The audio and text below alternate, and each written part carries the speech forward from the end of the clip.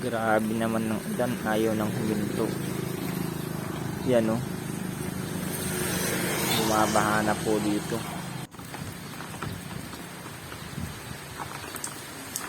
Ayaw nang tumigil ng katang.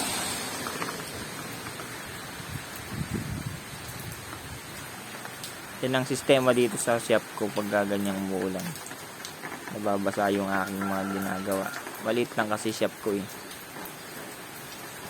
Ngayon, tuloy-tuloy pa rin yung buhos ng ulan sa malaking bahagi sa probinsya ng Cagayan. Yan muna ang latest mula dito sa probinsya ng Cagayan. Balik sa iyo, Emil.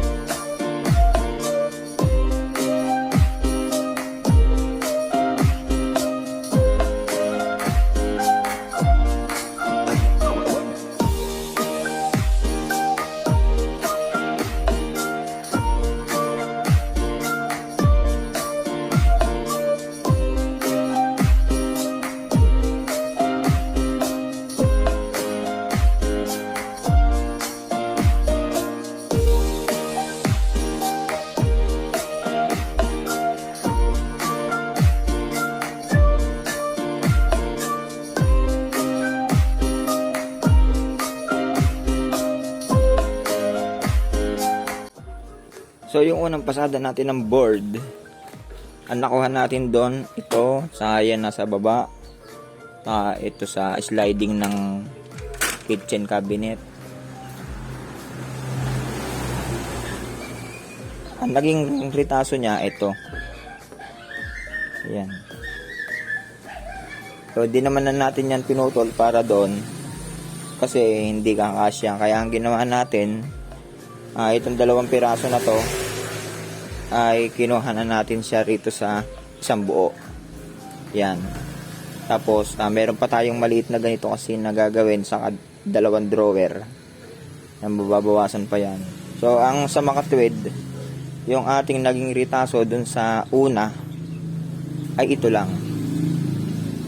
Ito yung maliit, at ito yung malaki. So, mapapakinabangan pa natin. So, baka pumasok pa to sa ating drawer. So, ito yung ating drawer frame. Hindi pa kompleto ng aluminum. Ayan, magagamit pa natin yan. So, ibig sabihin, malamang, ito lang ang hindi magamit.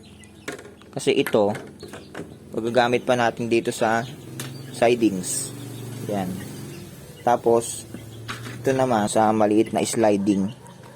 Meron pa kasing isang sliding na na 52 yung height. 52 by 65. Nakakasya na yan. So yan lamang mga master. Ayan. So itong ibabaw na to, salamin na 1/4 ang ilalagay natin dyan, saka dito.